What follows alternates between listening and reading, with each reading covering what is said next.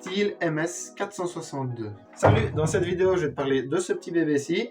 Donc la MS 462 de chez Stihl. Donc je ne vais pas rentrer dans les détails techniques parce que tu les trouveras sur internet, ils seront plus complets que moi. Bon, déjà c'est une machine mais forcément de gamme professionnelle de chez Stihl. On est sur du 70 cm3. Le poids je crois que c'est plus ou moins 6 kg, quelque chose comme ça. Sans guide, sans rien. J'ai monté en 45 cm.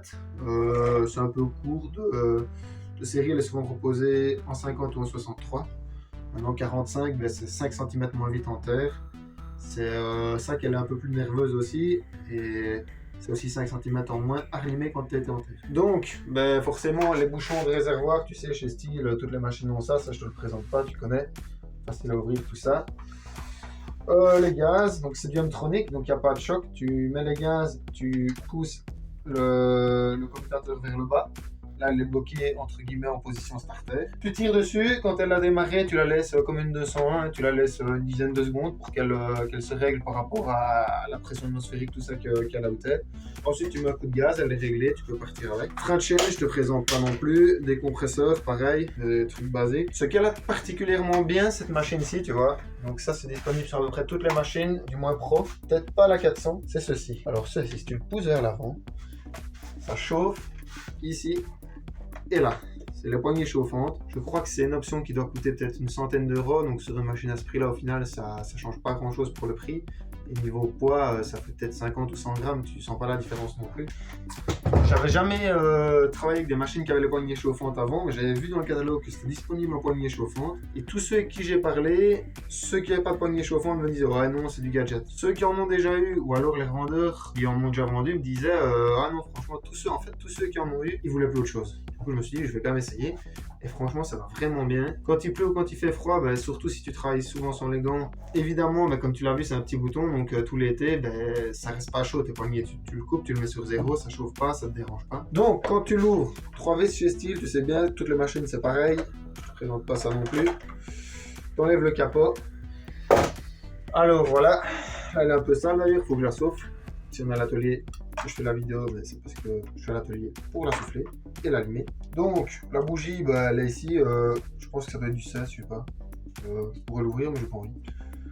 De toute façon, normalement quand tu l'achètes, la clé qui va avec, donc tu serais pas trompé. Le filtre à air chez Stihl, tous ces filtres à air ronds là, super pratique, facile à nettoyer. Moi je le souffle et tout ça, toujours, Stihl préconise de le laver avec leurs produits et tout ça. J'ai des collègues qui m'ont déjà dit qu'ils le passaient carrément lave-vaisselle et que ça allait pas mal. Honnêtement, jamais essayé. Donc voilà, ça rien de spécial. Et alors, passage mode été, mode hiver. Donc ici, je sais pas si une maison que je l'aurai. C'est ce petit truc là. Prendre une clé. Donc tu vois là, il était encore en mode été. Tu le prends comme ça, hop. Tu le retournes. Tu le remets dans l'autre sens et il est en mode hiver, tout simplement. Ça c'est commun à beaucoup de machines aussi. Tu sais qu'il est là, c'est cette petite plaquette là. Donc ben, ça tu te doutes bien de ce que c'est, comme sur beaucoup de machines. Simplement c'est où elle aspire l'air, donc elle aspire plus près du moteur en hiver pour que l'air soit entre guillemets préchauffé avant de rentrer dans le carbu.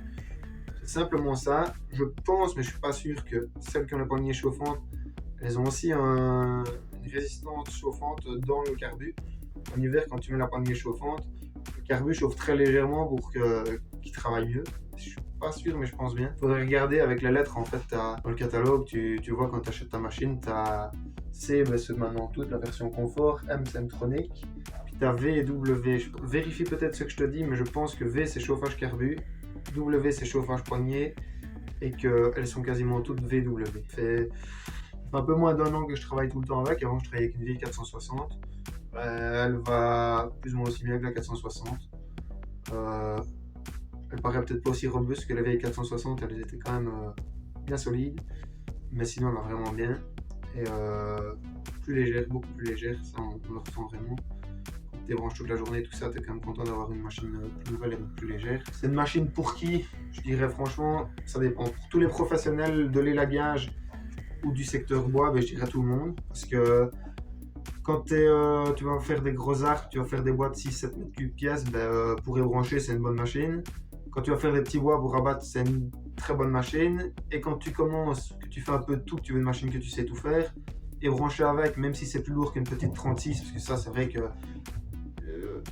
moi je travaille aussi parfois avec une 362, Et je trouve que franchement, quand tu as que des petits bois à brancher, c'est quand même beaucoup plus maniable, ça va dans tous les sens. En plus, la 302 est fort nerveuse, même si elle a moins de couple. Maintenant, celle-ci, ben, tu sais comment encore la tenir. Quoi, je veux dire, c'est pas inhumain de tenir ça toute la journée pour débrancher. Et quand tu vas devoir abattre, ben, même si ça n'a pas la pêche d'une 661 ou d'une 500i, tu as quand même pas mal de couple. Quand même de la puissance assez. Franchement, pour des abattages, tout ce qui est petit abattage, dans les lagages et tout ça, faire ton Benki, c'est parfait.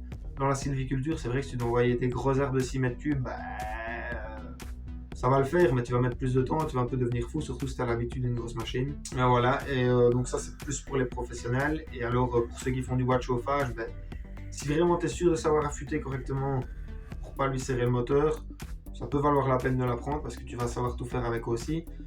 Maintenant, si tu fais vraiment beaucoup de bois de chauffage, une un peu plus petite, c'est presque assez, je pense. Ou alors avoir deux machines, une plus petite pour y brancher et celle-là pour abattre. Alors, comparé à la 500i, par contre, de chez Stihl, qui est très puissante, très coupleuse, tout ce que tu veux, c'est vrai que c'est une très bonne machine, la 500i, mais pour des professionnels.